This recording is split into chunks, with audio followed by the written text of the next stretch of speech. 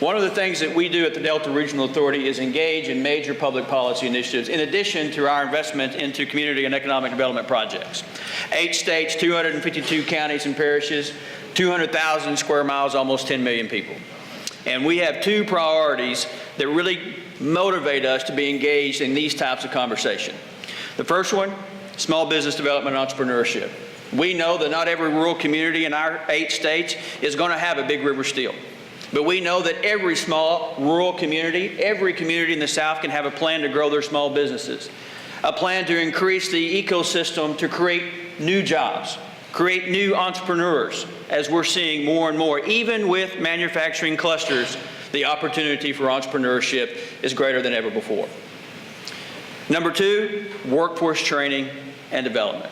We know the impact that it has on economic development. We know that the impact that it has on local economies and our rural communities. We know now, because of the way that this issue continues to get focused at a national level, at a regional level, at the state level now, and even at the local level. And so one of the whole motivations was to make sure that we're coming to the table, that we're providing new information. We've been talking about and studying this issue for almost 40 years now, going all the way back to the original JTPA program. And in fact, we're still doing some of the same things that we now know don't work. But sometimes that's what we do in government. And so looking through the lens of economic development, how do we change that conversation? How do we have a paradigm shift in the way that we do business? And that's why it's so important. And I am so excited because of the way this issue has now taken hold all across the country. States, governors, elected officials, they know this is an anchor cornerstone issue to move their state forward. And quite frankly, I would submit to you, it's truly the only way we can be competitive, not only with our states next door, but the countries around the world. This is the single most important economic development issue. We teamed up with the Southern Growth Policy Board, now the part of the Southern Governors Association, in commissioning a report, what they called Reimagining the Workforce. We released it in September of last year in conjunction with the Southern Governors meeting. You have a copy of that in front of you. And that's what we're using as the basis for a lot of our conversations around this issue. These are the 4 fundamental, what I'll call, elements of any approach to changing the system. And that is a critical point of our conversation and perspective to you. It is about a system. It's about creating a system, not individual programs, not individual projects, not individual elements, but how we are working together as a system to create this pipeline. It's about taking a look at how we view work ready. What's it mean to have credentials? What's it mean to realign relationships and partnerships? What does it mean to re-engage with dislocated workers, youth? What does it mean to ramp up? Those are the 4 R's that you're going to get exposed to today. But we thought that it was important in the context of this conversation to make sure that we had a good understanding of exactly where we stand right here in Arkansas. The Delta region of Arkansas is about 45 counties, legally. Now, some people say a little bit differently, but if you used to take a map of Arkansas and basically all the way from Mountain Home all the way down to El Dorado, everything east is in our footprint. But this issue, as you all know, reaches across boundaries, reaches across county lines, reaches across what we do on Friday nights. It's much bigger. And so to start this conversation, we wanted to make sure that we had an opportunity to hit the pause button and take a pulse of where we are. And that's why we reached out to 3 unique individuals that are at the center of what is happening here in Arkansas on this issue. And quite frankly, what a great time for Arkansas. Because as we see the opportunities coming, and I really believe this, they're coming. We know the economy is getting better. We know that we've had 32 straight months of growth. We know that last year alone we had more economic development major industrial announcements than we had in the last 20 years. Now what does that mean? 200 jobs are $30 million in investment to reach that category. And in order for us to be prepared to take advantage of that next wave, and we've got about 10 years, according to Mike Rando, if you follow him with Southern Business Development Journal, we've got about 10 years to capture this reshoring, right-shoring, or onshoring, Randy, or whatever heck you want to call it, that particular point in time.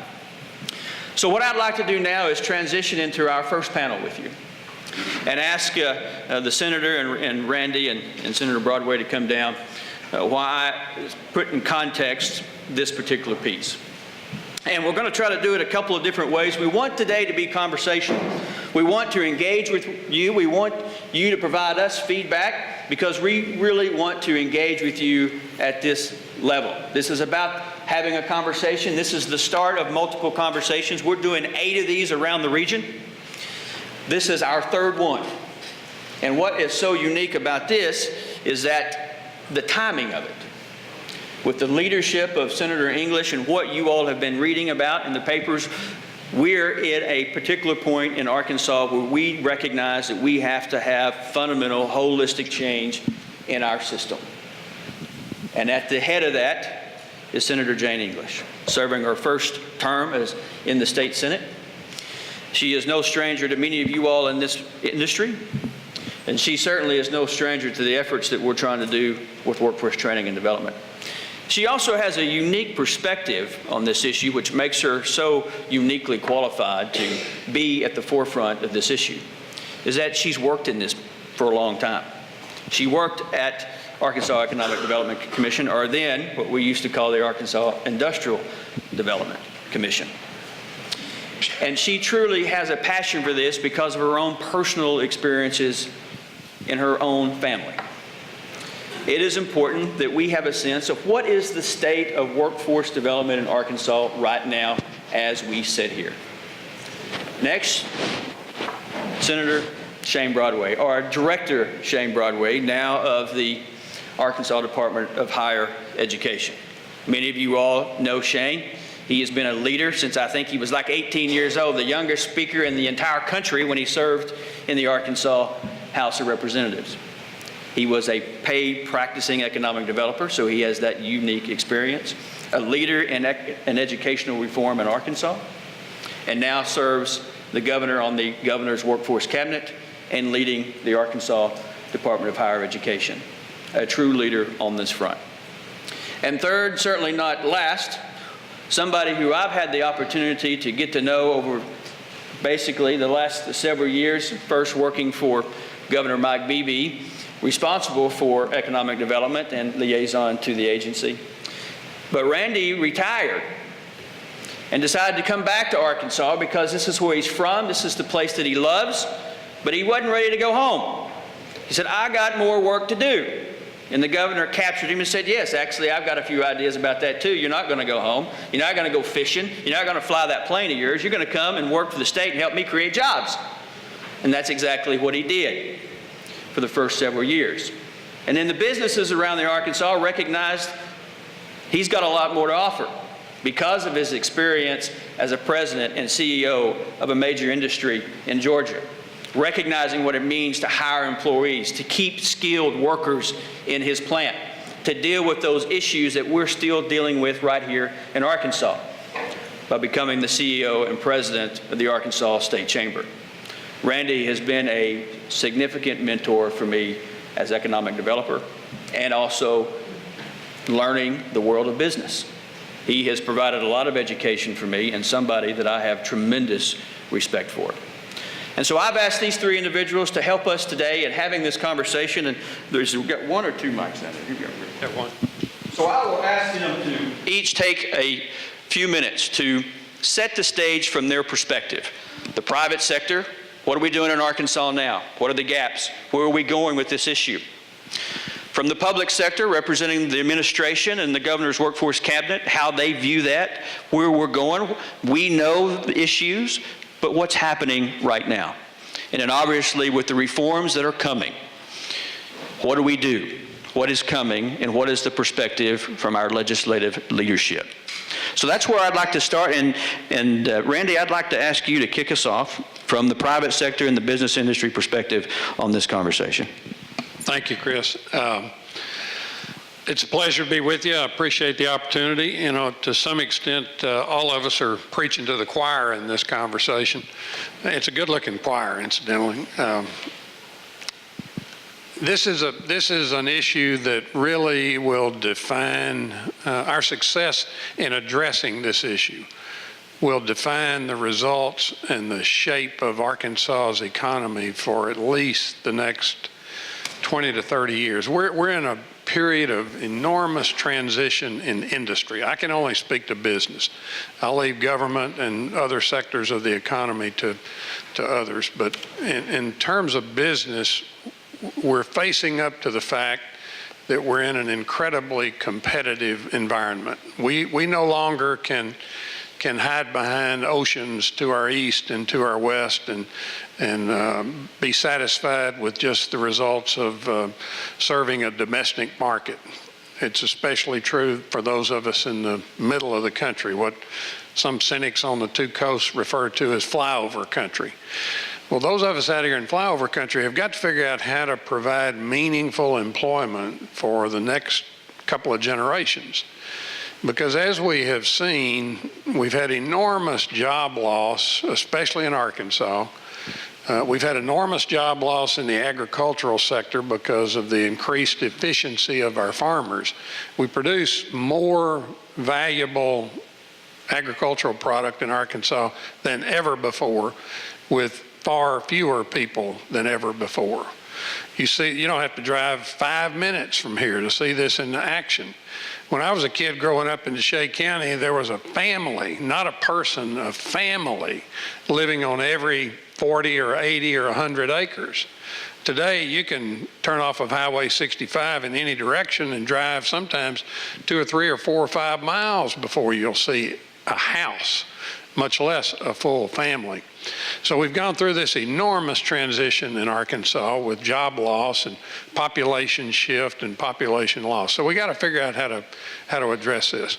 Well, from a business standpoint, there's a paradox at work here. You pick up today's paper, today's Democrat Gazette, front page article, 4.67 million job openings in the country. Do the math, that means there are about 50,000, roughly 50, maybe closer to 60,000 jobs open in Arkansas today. Jobs ready to be, somebody's ready to put somebody to work, 50 to 60,000 spots. At the same time, we've still got about 75,000 people who are on unemployment. It may be down in the high 60s by now, it's headed the right way, but it's still fairly close to an equal number. Jobs open, people available, not working. How do we hook them up? The problem is the people that are unemployed don't have the skills that the companies that are looking to hire need. There's a mismatch. There's what you've heard it described as the skills gap. Well, it is a profound gap. Let me just help you with that. John Burkhalter mentioned putting welders to work. I think we could put at least 1,000 qualified welders to work in Arkansas today. There's a business opening, Shelley can help you. There's Trinity Railcar had just announced 350 jobs in Jonesboro. That's mainly welding. Welding and some related metalworking skills. You just go around the state. There are hundreds of openings for people with reasonable welding and metalworking skills. Likewise, there are all kinds of other related manufacturing opportunities, industrial maintenance, engineers of all sorts. Except for nuclear, we seem to have an adequate supply of nuclear engineers. All the rest of them are in short supply. Chemical, civil, electrical, mechanical, all of those now computer engineers or computer systems engineers. So we've got these gaps, we've got these opportunities. We've got to figure out how to prepare kids. First of all, we have to teach kids that these opportunities exist and that they are good opportunities. And here's the headline from my point of view about today's discussion. The fact is most of the jobs over the next 10, 20, 30 years will not require a 4-year college degree. By 2025, jobs available at the time that will require a 4-year degree, only about 23%. What does that mean? That means 77% of the jobs that will be available require some post-secondary education or training, but not necessarily a 4-year degree. This is good news if you're a kid. It means you don't have to invest as much, you don't end up with as much student loan debt. You can get to work sooner, you can be productive sooner, you can be independent sooner, you can move out sooner. You can, it's also good news for mom and dad, the payroll doesn't have to last quite as long. There are wonderful, yeah, I'm in the wrong place here to be talking about this. So we've got to help kids understand what these opportunities look like and how to prepare for them. That doesn't mean there's any less need for preparation for career opportunities. It's just you have to do the right things, I'll get in trouble again, but what the heck, for what y'all are paying me for this gig, I can probably take some liberties. If you want to go get a degree in anthropology, good luck.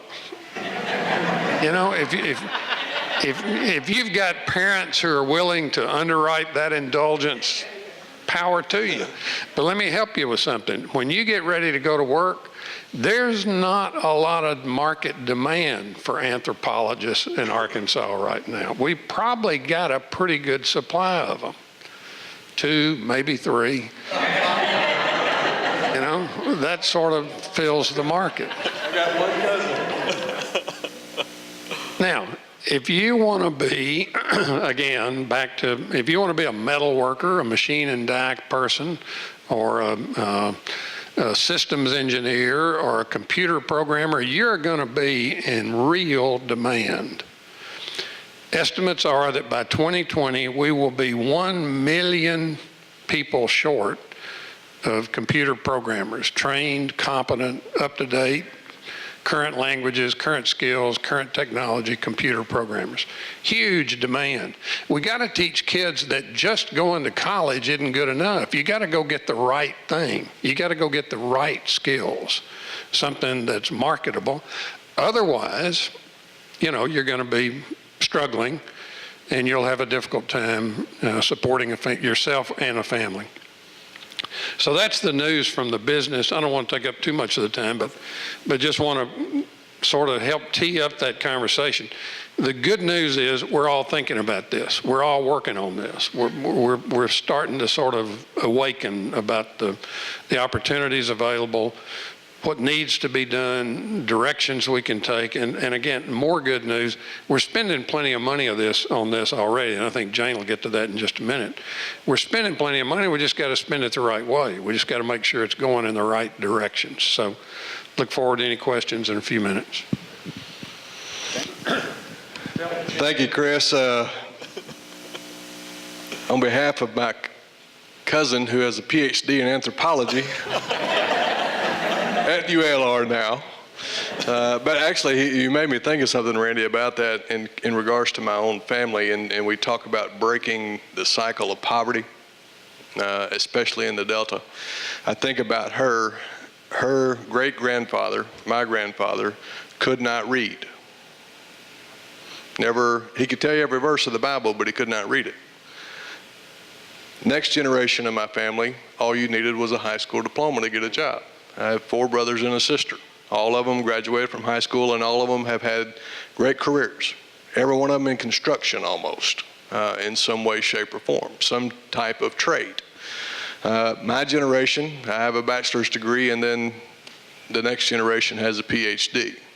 And so it's just amazing to see just the cycle within my own family and how that has changed.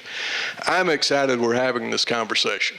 And I want to thank you, Chris, for your leadership and putting all of this together, and the 2 people on my right and left. I talk about this often. When I first ran in 1996, wow, it's a while ago. One of the things when I ran for the House, obviously living in Saline County, education is big, it's key. It's the reason most people live there. One thing I noticed was so many of our kids were not getting all the opportunities afforded to them. We did not have vocational career type training programs, very minimal, and most of the time they were having to go to Little Rock to get that. And so one of my themes that I wanted to accomplish was Saline County being big enough at the time with the high schools that we have to put all of it together where all the schools could go within a short distance and provide technical training. And so we partnered with Pulaski Tech. We got the old Reynolds Metals plant donated, and we have a career center, Bentley, out at Saline County now.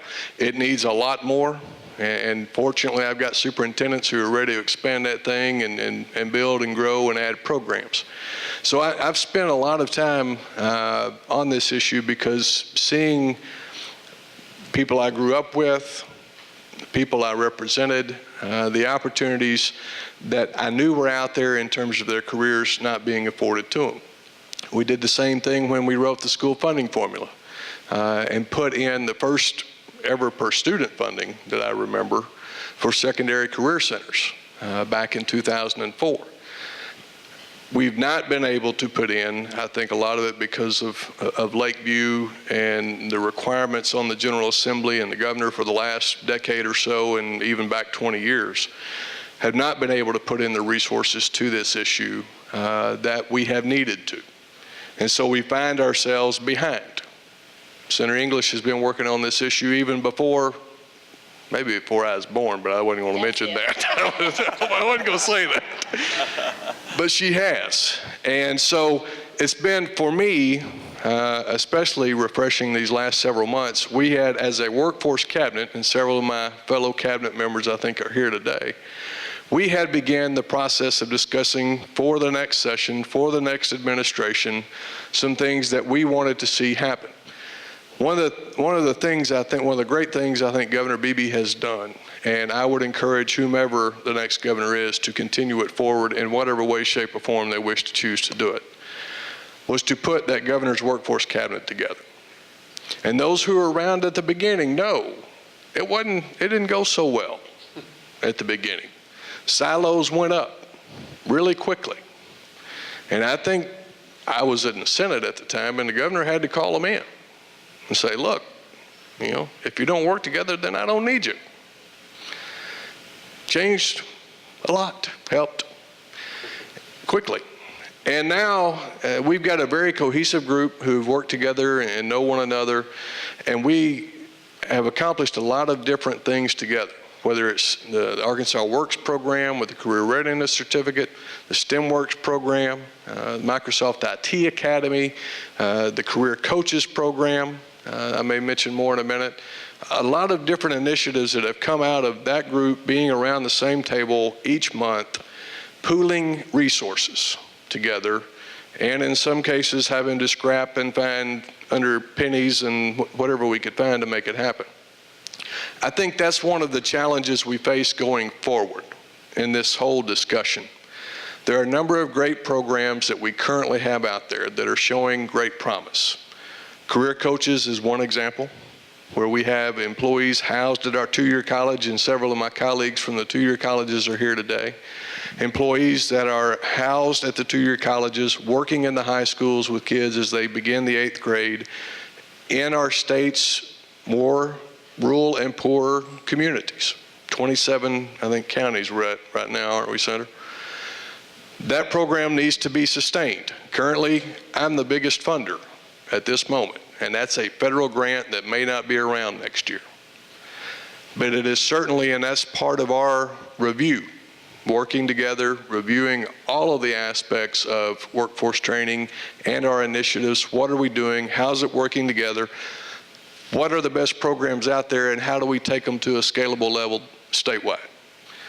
Career Coaches is certainly one that shows a lot of promise, because it's working intently, doing those things that school counselors don't have the time to do, because unfortunately we put a lot more on them than they have time in the day to do.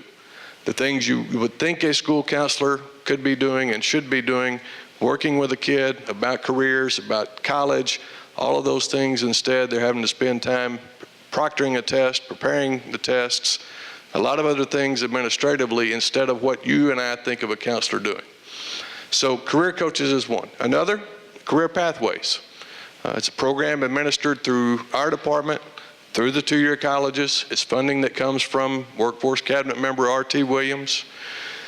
Funding was higher in the past. We're down to about $7 million now, but that's taking welfare eligible and welfare recipients and getting them off that assistance and getting them into college and getting them out into a career and getting them off the public paycheck onto a private paycheck and becoming tax-paying citizens.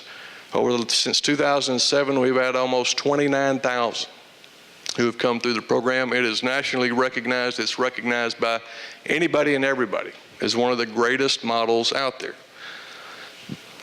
It's on federal funds. And it's always a challenge to every year. We don't know if we're going to lose them, how much we're going to lose, all those types of things. So that's one of our challenges. We have a lot of great things that have been put together. The challenge, I think, going forward is how do we sustain them? Knowing the legislature has a limited amount of resources at their disposal. So how do we best utilize the resources that are going to make the most significant impact?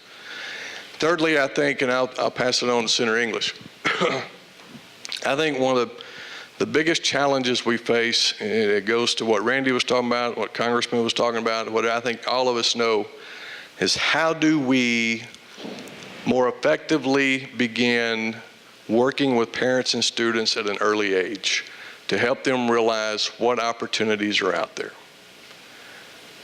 And I've had this idea in my head that hadn't exactly figured out how to pull it off, how to keep it relevant, updated, all those kinds of things, but of giving every elementary school principal a PowerPoint or a video, because every parent shows up for open house when little Johnny or Susie start school in kindergarten or the first grade. Now, the time they get to high school, there's nobody there.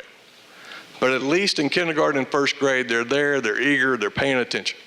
But give something to that principal to have a forum with all the parents and students and say, when little Johnny or Susie graduates 13 years from now, these are the jobs that are currently in Arkansas. These are the jobs 13 years from now we anticipate in Arkansas, keeping in mind that most jobs five years from now haven't even been thought of. But here are their current pay levels, and here are the requirements in order to obtain those jobs. A certificate, an associate degree, technical certificate, whatever it may be. And you start giving that information and you update it all the way through.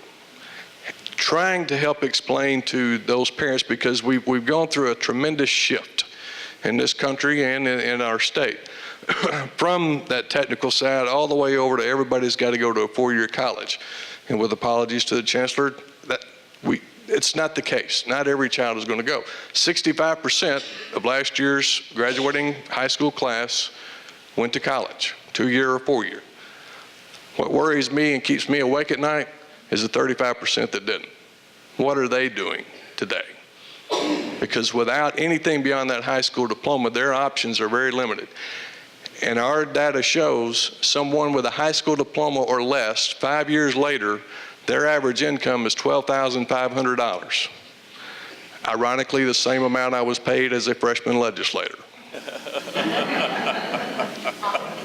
Someone with some college but no degree doubled their money to about $24,000. So if just showing up at college, you double your money. So you can imagine what the rest of the numbers look like. So we've got certainly some challenges ahead of us, but I look at them as opportunities. And we've got a great group that is spending a lot of time. I think I spend more time with Senator English than I do my own wife lately. But that's not a bad thing, she would say. But there are a lot of us who are willing to put the time together, to work together. We've got colleges who are doing great things in their communities, working with their industries. without a lot of funding and a lot of times with some really old equipment. And so, you know, we've got opportunities, we've got challenges, but it's great to see, and thanks to Senator English's leadership and the governor's leadership, that this issue is at the forefront, because without it, we'd be going down a path I don't think, as Randy said, we could sustain. Senator? Lordy me, this is turned on.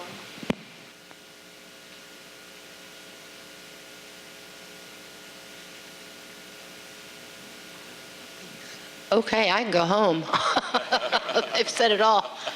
I think this is an exciting time. I think that the title of our workforce summit is Reimagining the Workforce in the Delta.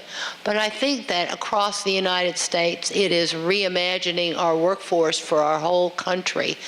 And Chris has talked about that, but this is not rocket science, and it's not something that is brand new, and we didn't just discover it. But Chris mentioned that many years ago, I worked at the Department of Economic Development. It was AIDC at the time.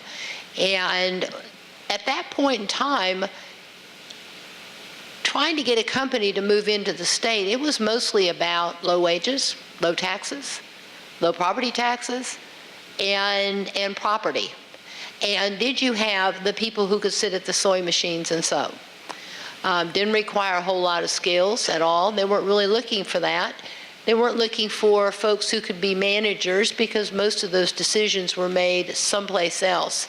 It was here in the state of Arkansas, the product, the raw materials were delivered, somebody may put them together, and then they were shipped out. That has changed so measurably over the years, but even in the early 90s, late 80s and early 90s, you could begin to see that shift, because what we were beginning to have were those companies that were coming into the state who were just like a Nucor, who has lots of management people, and it is up to them to make that facility and that operation successful. So they had to have the kinds of folks around them and be able to hire them all the way up the line to the bottom to be able to be successful. More and more times would come along when a lot of times we don't even know that anybody's looking at us. They've already done all their homework on taxes. They've already done all their homework on unemployment insurance, all these things. But then all of a sudden it comes to the place where do we have the workforce? And it's not just to hire people for today. It's what is the pipeline. And in many cases, we don't have the pipeline. We haven't had the pipeline for a good long while. So over time, what I saw is that we have had this thing that says education and economic development for years and years and years. What does that mean? There isn't anybody who could actually define what does that mean. So we have kids that come out of school. We have kids that don't have a job, don't have the technical skills. We have probably about 300,000 folks here in the state of Arkansas that do not have a high school diploma or a GED. That is a large portion of our population. And they don't have the skills to be able to move forward to the new jobs. We have the opportunities, I think, to take a lot of the things that we're doing, which is, as Shane has said, we're doing some good things. We still have a lot of silos. We spend a lot of money. We don't know the exact results of a lot of the money that we're spending. And these are the things that we need to be able to look at, which is what we're looking at right now, is how are we spending our dollars? And what are the results of the dollars? One of the things that I feel, and Chris mentioned this, my own personal experience, I have a 51-year-old son who was a smart kid. We were in the military, we traveled all the time, lived overseas, whatever, but he was a smart little kid, but he never fit in. And he had a IQ test and he was off the charts. They put him in gifted and talented programs. He never fit in. He was the school's problem child. But it wasn't because he was stupid, it was because he was not challenged. here was the box that everybody was going in who had that kind of an IQ, and he didn't fit in that box. Now, I'm looking around this room, and I could probably think that 3/4 of the people in this room either have a child or themselves or a grandchild who fits exactly that same mold. Well, we've kind of pushed those kids off to the side. They may graduate from high school with a diploma, but they don't have a skill, and they don't have sometimes the basic education. These are the kinds of things we have. I had a superintendent say to me probably 3 or 4 months ago, she was young, new, that she had kids coming to her saying they wanted to drop out of school, and she said, "Why do you want to do that?" "Because there's nothing here for me. Because I don't fit in this path, this box." Well, we lose so many folks, young people, that we need as part of our workforce. We keep losing people out of the workforce. Our unemployment rate goes down, but that doesn't mean that people have a job. It means that there are fewer people working that are out there to work. So one of the things I've always thought we needed to be able to do was find a way. Right now, in most of the career education things, that's never been a big deal. Kind of VOTEC's been, that's not the thing we want to do.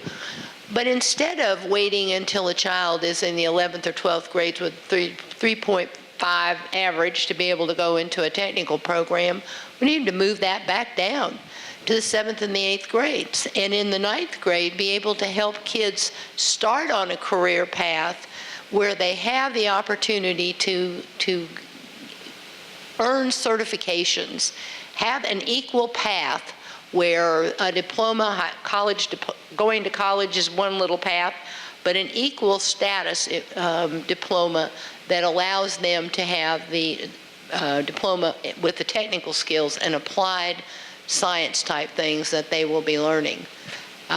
We talk a lot about career paths, but over the last, I guess maybe a month ago, Randy and I met with a company who would like to tweak some of the college programs for programmers.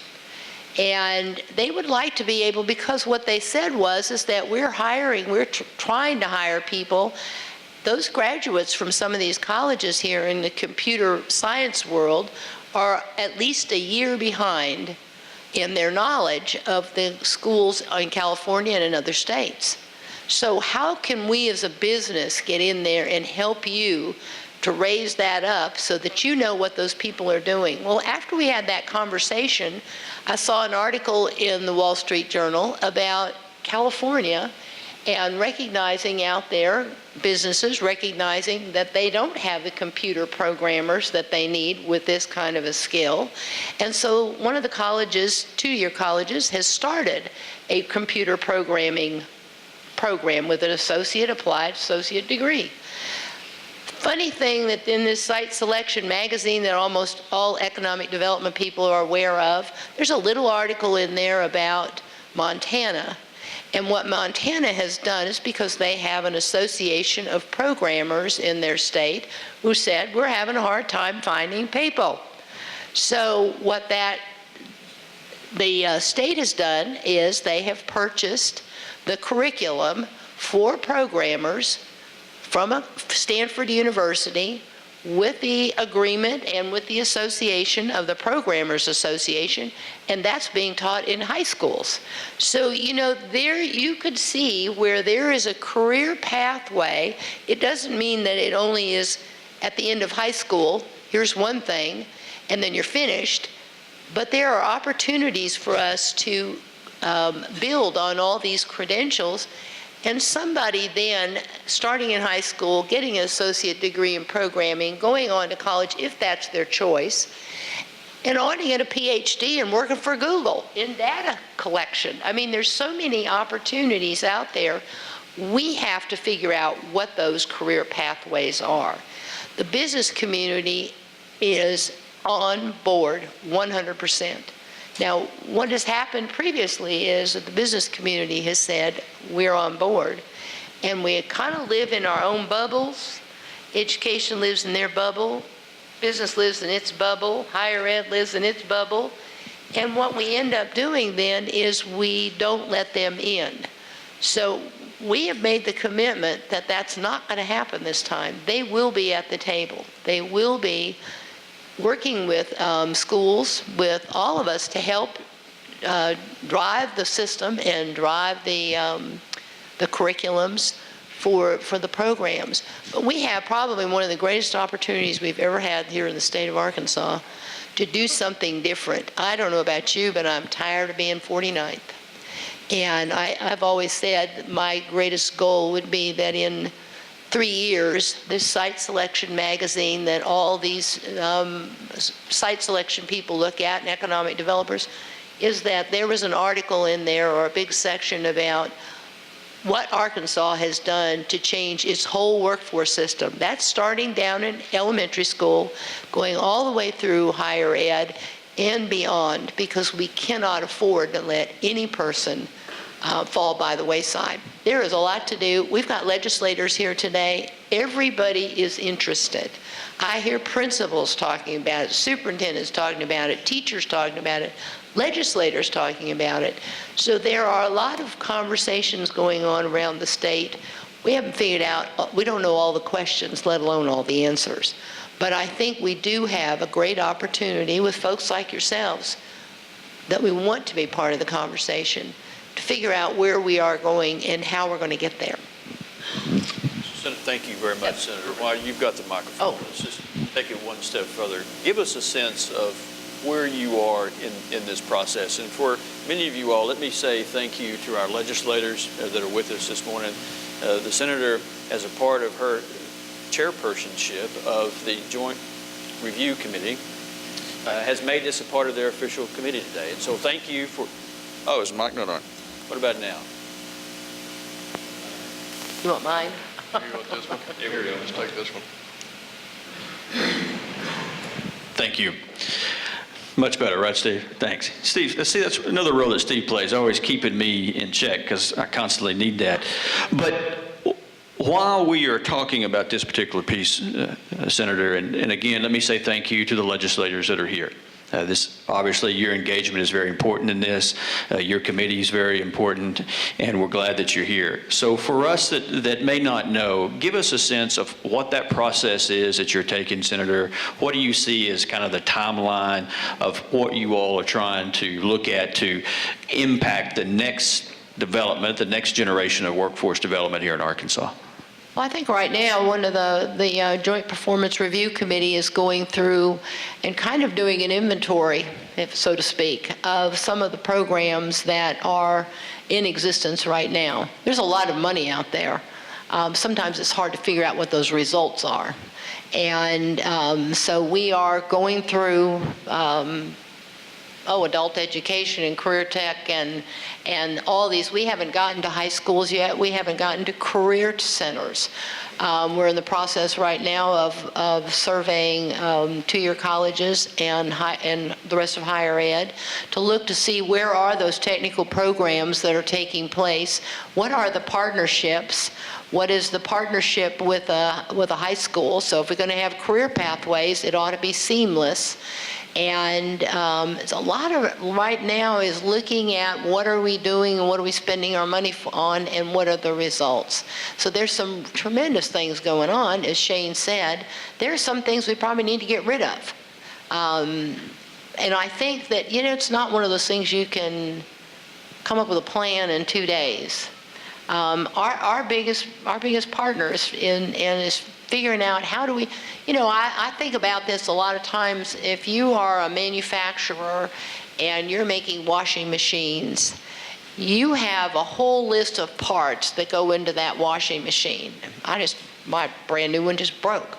But if the parts aren't right and the machine isn't working, that manufacturer cannot sell that product.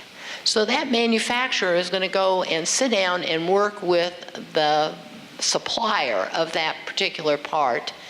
And it's exactly the same thing as what we're trying to do here, is to have the business community, because we're producing a product. And if the product doesn't meet the machine, then we obviously aren't doing something right. And it isn't fair to the people who are spending their time and energy both teaching or going to school or trying to get an education and think they have a skill, and they don't. We ought not to be doing, we want to look at where are we, do we have certification programs? Nobody ought to finish a program. One thing to get a high school diploma, but if you're going to be a welder, then you ought to be a certified welder that's certified with a national certification. Nobody ought to leave any technical program without a national certification. You can't be a dentist unless you have passed a competency test and a license, or a lawyer or anything else. It should be the same standards if you're in manufacturing or something that has to do with manufacturing, computer programming, whatever the case may be. And it gives everybody, when they finish high school and they finish a two-year college degree or whatever, the opportunity to know that they've got those kinds of skills. This is a long-term process. It isn't going to be finished by the time the legislature meets in January. There are probably a few things that we need to put in changed laws that we need to change. But by and large, most of what we need to do is probably changing attitudes and changing some of the way that we're doing things. They're not tied into law. Some things are. You know, I have a problem with, we spend a lot of money on adequacy and an adequate education. Well, if we have a number of kids who are saying to a superintendent of schools, there's nothing here for me, that's not really an adequate education. So I think we have to look at all those things.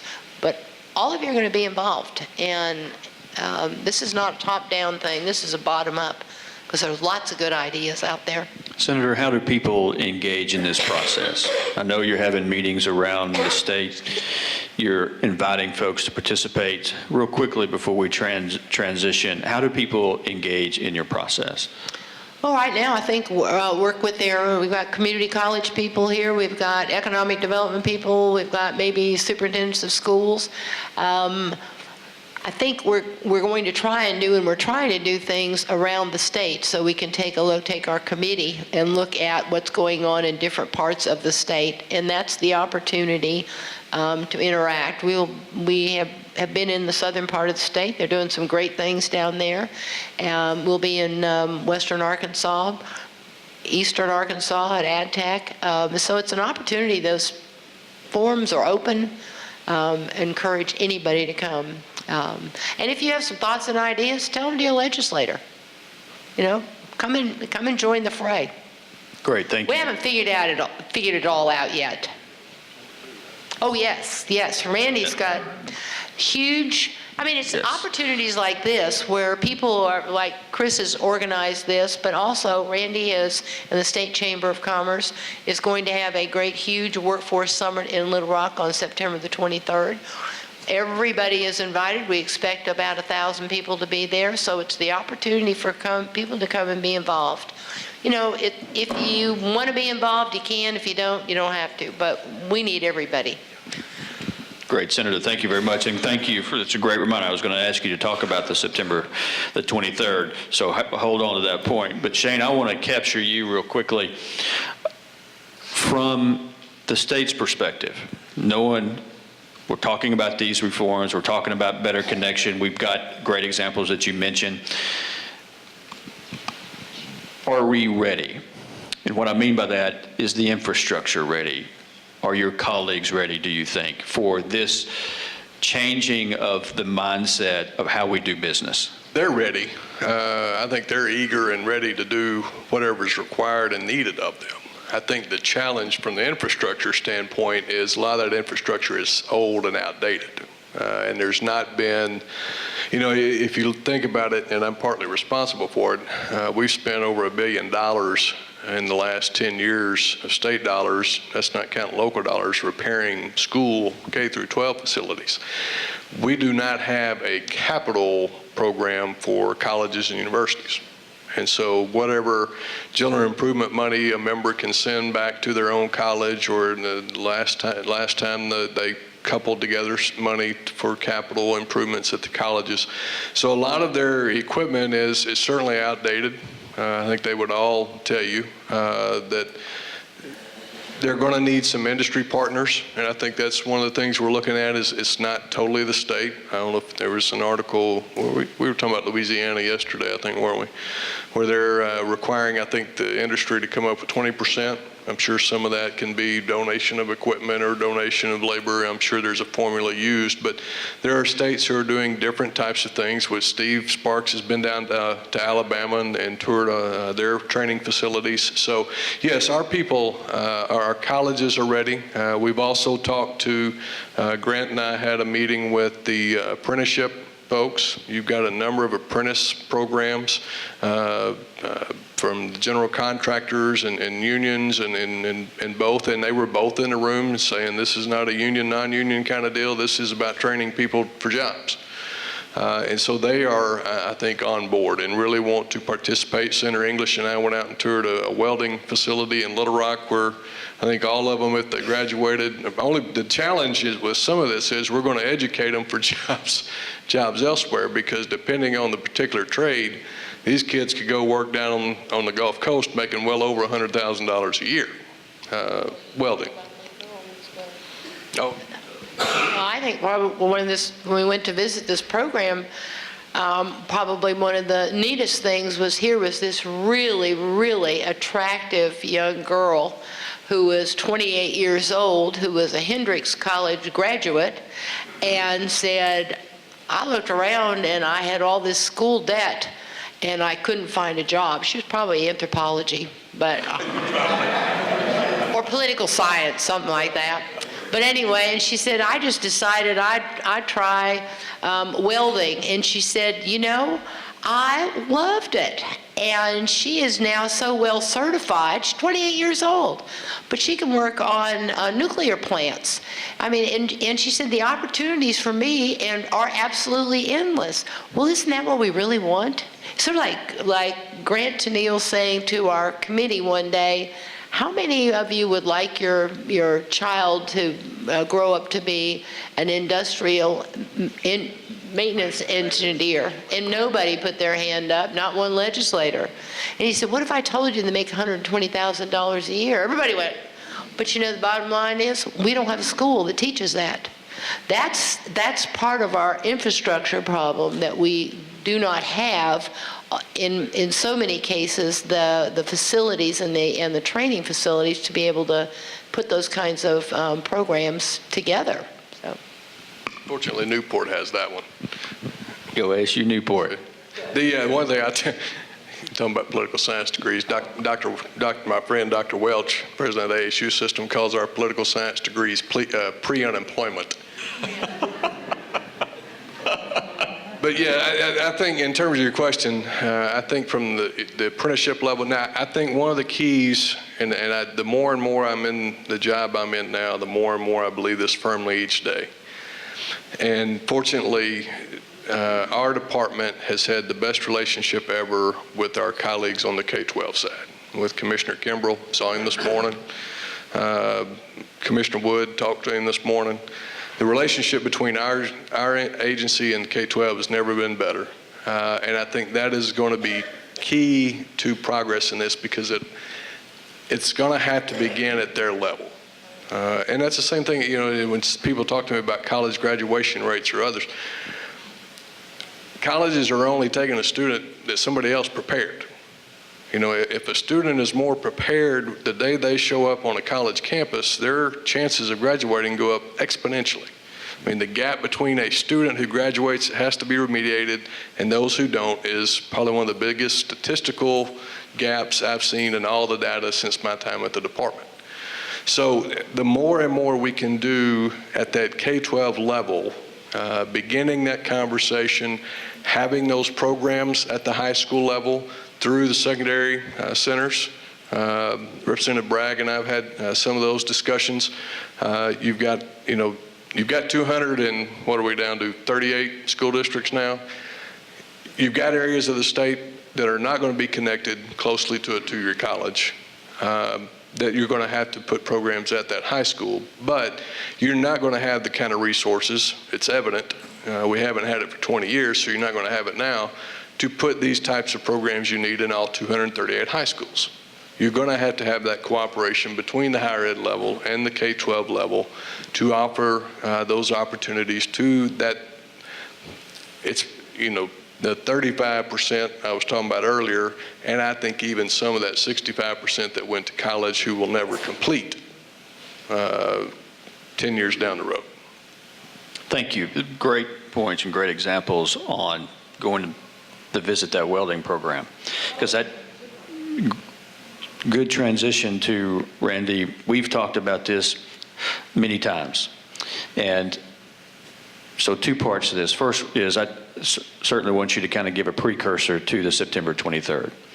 And then the second part of that, though, is we've been having these conversations from the perspective of business and industry for a long time. But now all of a sudden the feeling is that that sense of urgency has never been higher from a business and industry perspective about we've got to do something about this now. Is there a sense of skepticism? And is that level of urgency to the point where there will be consequences if we as leaders, elected officials, the system does not get stronger? Boy, that's quite a setup. First of all, on the September 23rd thing, just call our office, 372-2222. I know it sounds like a ballet studio, but 372-2222. Could you do a little example for you? Pirouette for you. $35, we'll feed you. It's going to be a great day. We're going to bring in lots of folks from industry, some national level speakers from National Association of Manufacturers, John Deere. We're trying to get the head of the business roundtable. He's invited. We're not sure yet, but that looks pretty possible. So it's going to be a heck of a day, and I think the purpose is to try to crystallize all of these or condense and sort of bring to a focus all these conversations that are going on around the state about this issue. Now, as to the urgency or the importance to business, it literally is becoming it's becoming an existential question. Are we going to be economically viable as a state, or are we going to be economically viable as in my case as businesses 10 years from now? If we don't get in at a higher pace, if we don't step on the gas, we are going to be toast. We're going to be economic roadkill. We're going to be relegated to sort of a second-class status among the states in the South. Not even talking about nationally, in the South. Other states surrounding us and maybe a click or two away are running faster than we are. You mentioned Steve Sparks' experience in Alabama. Let me just give you a couple of numbers. Steve has a group of how many folks, Steve? 6 that are responsible for the state's delivery of industrial training programs, business and industry training programs. Budget of $1 million a year and 6 people. Want to guess what Alabama, same assignment, what Alabama is investing in this? Was it 352 people and $50 million a year? Alabama. Not Massachusetts, not California, not Wisconsin, not Michigan, Alabama. $50 million a year, 352 people assigned the task of delivering training programs to existing business and industry, plus creating tailored programs for newly recruited industry. So that's the scale of competition that we're up against. So from a business standpoint, I mean, again, look at the paper. In the last 2 weeks, we've lost, 750 jobs in Washington County, well, Benton County and Washington County. 500 jobs at the Superior Wheel plant, packed up, moving it to Chihuahua, Mexico. 500 jobs. Those are not minimum. Let me help you with this. Those are not crummy, low-end minimum wage jobs. Those are family wage jobs. Average pay in that plant was about $25 an hour. That's not the starting pay. That's part of our trouble with these conversations. Everybody wants to talk about starting pay is relatively low. Well, you know, starting pay anywhere is relatively low. But the average wage in that plant was about $25 an hour. And then just last week in Springdale, we lost a 250 employee job plant, the Apex Tool Company, about the same level of job. $40,000, $50,000, $60,000 a year jobs. 750 of them gone. Okay, we're building a Sam's store, Sam's Club in Springdale. That'll take up all the slack, right? Because they're going to employ about 350 people. Sure, they're going to employ 350 people, but the wage level is going to be half what it was in those manufacturing plants. That's why manufacturing is so important to this conversation. Manufacturing delivers the highest average wage scale jobs of all the different sectors in the economy. The highest, has the biggest impact on the quality of life in a community. Look at the most important and impactful payroll in Jefferson County. Senator, what is it? Evergreen Packaging Company. What, about 650 or 700 employees out there? Average wage of about $80,000 a year. Average wage. That's the anchor. Imagine Jefferson County if Evergreen packs up and leaves town.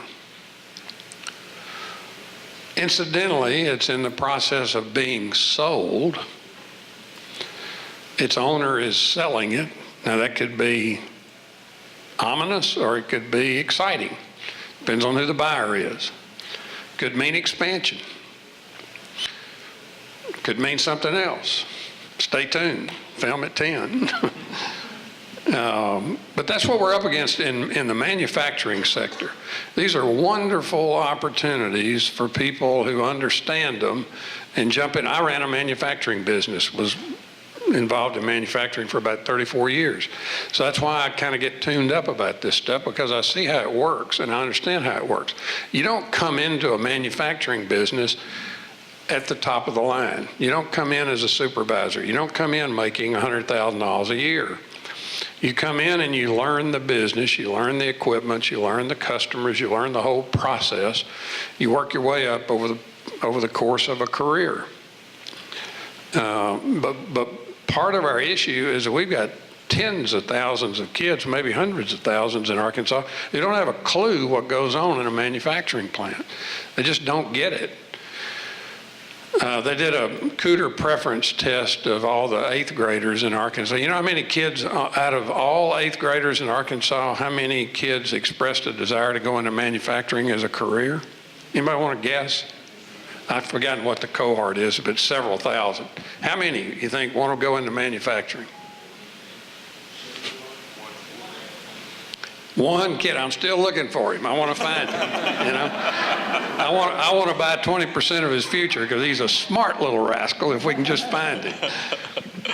So that's kind of what we're up against. Jane mentioned some of these other challenges, but I think one of the biggest ones is going to be communication and literally marketing the value of these jobs, the potential. Somebody convinced us about 20 years ago that we were all going to be philosophers and poets and politicians and lawyers and maybe some doctors thrown in here and there, but that's how we weren't going to have to make anything or build anything or keep anything running. Well, that's baloney. And that's what we're paying for now. We've got to catch up on this, and we're making progress. Awesome. This is exactly the kind of conversation that we want to have. We got some time left. Let's hear from you all. Questions, comments? Well, we've got them captured for a little bit. I think one thing I was going to say right Okay. quick, and this is more for Randy to nod and agree, you've got a convergence of several things occurring at once that really is, I think, accelerating this. The onshoring, although you've had some go offshore, onshoring, take Walmart for an example, wanting to bring back those products from overseas, and the aging of those workers currently in those facilities. So you've got two things happening at once that I think are really accelerating the pace of this. The other thing I mentioned, my small business friends here, that's got to be a component of this too. Great point. Because you're not going to bring in a 500 employer to every community in Arkansas. Be great if we could, but the reality is we know that's not going to happen. Your biggest growth comes from small business. And so there's got to be elements of this in there too, because a lot of these jobs that are coming back, they're not hiring as many people because technology is so vastly improved, but the skill level that they're requiring is much higher than manufacturing of old. You've read my report. I did. Senator, I think you had first, and then we'll get right back to you. Just talked on, mentioned what I wanted the panel to kind of bring a light to. Randy, you mentioned manufacturing coming back and need for preparation in that area, but what about technology? And you mentioned Evergreen here, but I would note also in Alabama, they just left IP left Alabama, 1,100 jobs. So you have a declining market for paper products. So I haven't heard a lot until Shane just mentioned that about digitization and technology influencing manufacturing and the skill level that you need. Who wants- Go ahead. I already mentioned what I was. That's a great question, and it's one of the real paradoxes right now. You sort of have to take some of this on faith that as technology impacts some industries, it creates jobs in other industries. I'll give you an example. The IP plant in Mobile, that was one of the largest manufacturing plants in Alabama. Paper demand for that type of paper went down, while paper demand for the type of paper made at Evergreen is continuing to grow. It's packaging. It's a different type of paper. It's not photocopy paper or the business I used to be in, custom-made envelopes. Now, I've watched an industry go over the top and start into decline. I grew up in an area where I've watched that transition as well with farming. The demand for people has dropped to 10% or maybe half of that, maybe less than that from 30, 40 years ago, but we're producing more product. Population worldwide is growing, demand for certain products are growing. This is the beauty of the capitalist system. It's called creative destruction. Somebody figures out a better way, a faster way, a cheaper way, a faster way, a better way, a lighter way, a denser way to do something. Somebody figures out how to make a better chair and puts this guy out of business. Now, the downside of that is the folks that made this chair have got to go find some other way to make a living, and that's why we have all kinds of programs to help people transition when this sort of thing happens. But I grew up, I spent most of my business career making envelopes. Now, let me tell you something. If you don't think a business has been clobbered by electronic communications, look at the envelope business. Look at the Postal Service. First-class mail volume down 30%. That's called creative destruction. Look at the courts. Sure.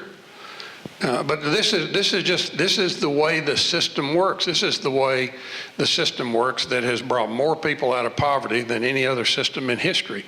Capitalism, free market capitalism. The market will respond to price signals. People have got to respond to employment opportunities. The first thing we got to do in this whole process is make sure that every kid coming out of school in Arkansas understands and believes deep down that any job is better than no job. That's where it starts. There's no such thing as a bad job. The only bad job is where the paycheck bounces. Have you ever had a paycheck bounce? Happens. Not a good feeling.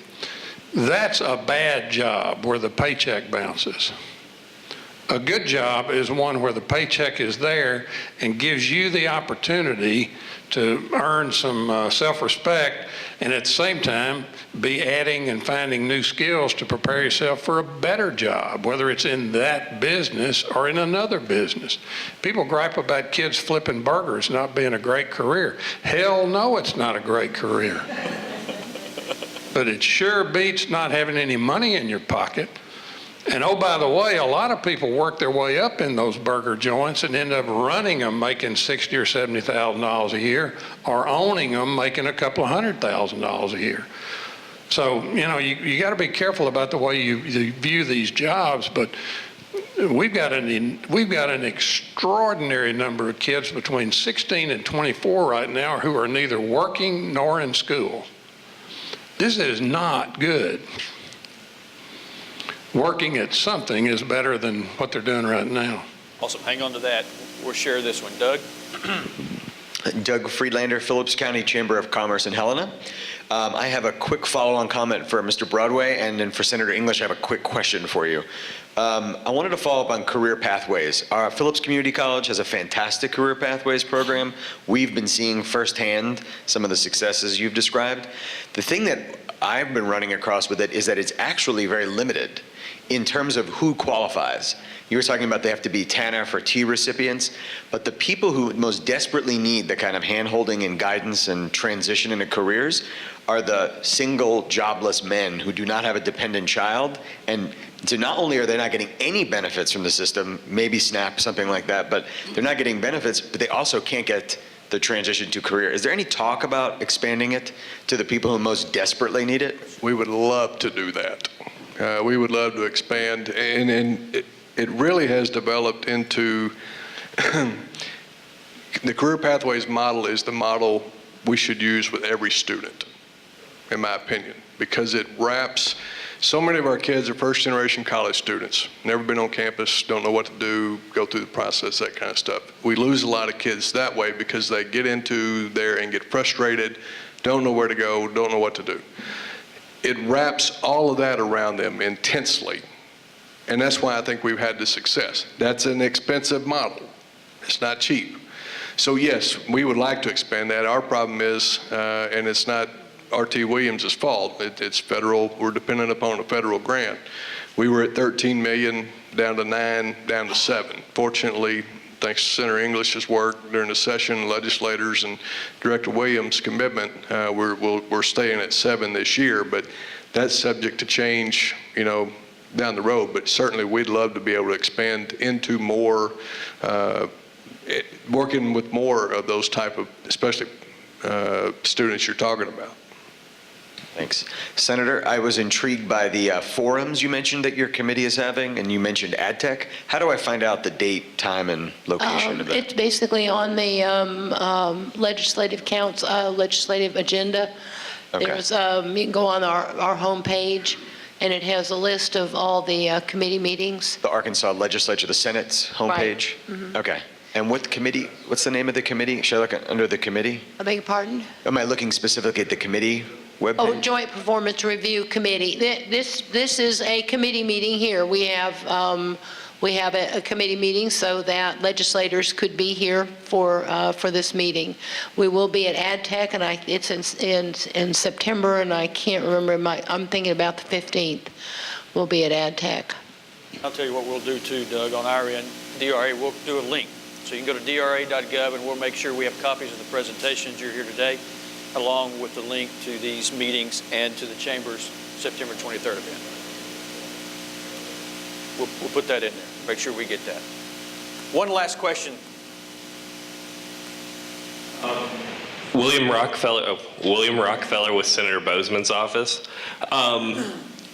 The AEDC has a list of companies and industries that it's trying to target to bring jobs to the state. But as I travel around and meet with communities around the state, they often tell me that part of the problem let's take firearms, for instance. Firearms has just been added to that list of targeted industries. But they tell me that, we can't get these companies to relocate unless we have these training programs. And so it seems to me that it's kind of a chicken or an egg approach. The companies aren't going to move unless there's a training program here already, but at the same time, you don't want to start a training program without the guarantee that you're going to have the payoff afterwards. Can I answer that question? I think you're exactly right, but I think what we have to, we've had that same conversation for 30 years, but I think what we have to do is we have to say to ourselves, we are going to have a world-class education workforce system, because there are a lot of things that go across the lines. It may not be absolutely specific to making a gun, but there are probably lots of things that go across the line of a manufacturer that we need to make sure that we're teaching in school. It really does. It's a matter of expanding and our expectations of what do we want to be and how we're going to get there.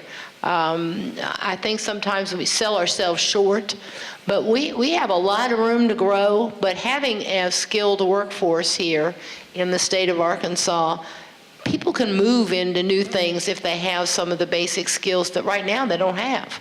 So you're exactly, I mean, we've discussed that so many times about do you have to have the specific, but Randy will say this, and we've heard manufacturers say this, there are basic skills across, not just little skills, but across manufacturing lines that we need to make sure we have lots of those kinds of folks here, so that when Steve is working with that gun manufacturer, it's going to be easy to find those people to be able to do the training for that last bit of training that they need to have to be able to put those guns together or manufacture those guns. I think we've got two more real quickly. We'll keep those in, and then we'll transition to the next panel. You go right ahead, and then Doug House, State Representative, Senator English, thank you. To Mr. Rockefeller's comment and question about chicken and egg, your comment, chicken and the egg, I just noticed that AGL is a company in Jacksonville that makes precision laser instruments. They've got a job opening for a production assistant. What are the skill qualifications? Ability to operate machinery, precision machinery, to read a rule, to follow basic instructions, to program basic Microsoft systems. And the gun manufacturing business, something which I am familiar with, that's the same sort of skills. So it kind of dovetails into what Randy Zook was talking about, the question that was addressed, the onesies and twosies and threesies. It's real easy to grab the 500 Union Pacifics or Tysons or FedEx in West Memphis. It's the twosies and threesies that where the most of those jobs are going to come up. So those basic skill levels are absolutely essential at the high school level before we can go further. And we got to do that before they'll ever take a look at us on the big low-hanging fruit. Thank you. Thank you, Deb. One thing that I will... No, I think, amen. Yes, in fact, one of the core pieces that we'll talk about here in just a little bit, when we talk about the recommendations on the report that we gave for Southern Road Policy. Many of the business and industries, they're actually saying, and Randy, you can probably attest to this, look, spend your money on bringing me these skills, not in the type of welding skills. I'll give them, I'll teach them the specific trade. You bring me an employee that's got critical thinking skills, STEM, can work in a team environment, has communication skills, knows what it means to show up on time, be able to pass a drug test. So, I mean, we're carrying that down. Spend your money on that. And what's so interesting about that is that in this environment, even 5 years ago, when we tried to have this conversation about life skills, you would have, people would look at you like you got 3 heads. Because it was politically incorrect to talk about life skills as a part of workforce training and development. And now, quite frankly, what we're seeing is that that truly is driving the whole conversation now. And the skill set development is actually on top of it in terms of the specific trade. So we're going to get into a lot more of that real quickly.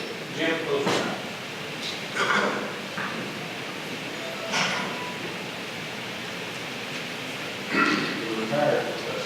Yes. Thank you, and it's nice to be able to ask Randy Zook a question.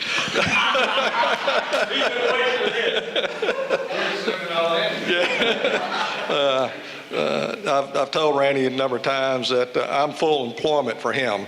But what my question is, I noticed you mentioned Evergreen being here, and sure you're aware that is a unionized company, and that it's a large company, and I would also assume that they have apprenticeship programs out there where that they have negotiated with the Steelworkers Union.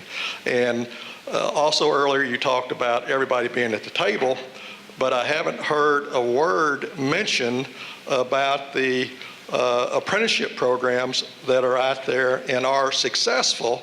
And if you're really going to bring everybody into the table, into the table and into the discussion, I think you need to bring representatives of those labor organizations that have a lot of experience in apprenticeship training, not only at the industrial level, but also in the construction area. So, Randy, would you respond to those concerns? That's so simple, I'm going to turn it over to Shane. Well, and Representative Nichols may not have heard me. We have had that meeting. We had an initial meeting, Grant and I did. I'm trying to think who else was in there. The Director Walker, maybe RT. Were you there? We met with all of them. There was about, 50 or 60 people in the room. And talked about how we engaged them in this process. There's a committee of them. I guess there's an appointed committee, state apprenticeship committee, and this was union and non-union in the room. And so, yes, they are a part of this process, and they're going to have to be, because there are opportunities that they have and exhibit, like Senator English went and I toured. The capital investment's already been made. So there's going to be areas of the state where you don't have to make that investment because it's already been made there. No sense in duplicating what's already out there. So yes, they are part of the discussion and are at the table. Randy, will they be at the September summit? We don't have anything on there about the apprenticeship program. We should. Well, I notice you have construction on there. Oh, yeah. Yeah. Construction is a big part. Yeah, it's transportation, manufacturing, construction, and those are the three sectors. So yeah, the AGC guys are all there. The transportation folks are all there. The trucking companies. So yeah. Absolutely. Anybody can go. Well, I think it'd be worthwhile if they were participants in the process. South Carolina has some 345 different apprenticeship programs. So typically think of it as iron workers or construction or whatever, but they've got apprenticeship programs in all kinds of business and industry. So it's something that we need to look. There's so much to look at, and there's some good things. It's never, you don't need to reinvent the wheel all the time. There are really great things going on in other states. I believe in replicating some of those things and getting those people together with us, figure how did you do that and what's your success rate. Even Jedis go through an apprenticeship training. That's right. One thing we discussed with them, one of the challenges they have is their students, because of the way the lottery scholarship was written, the academic challenge, those students cannot access it because they're not a state institution.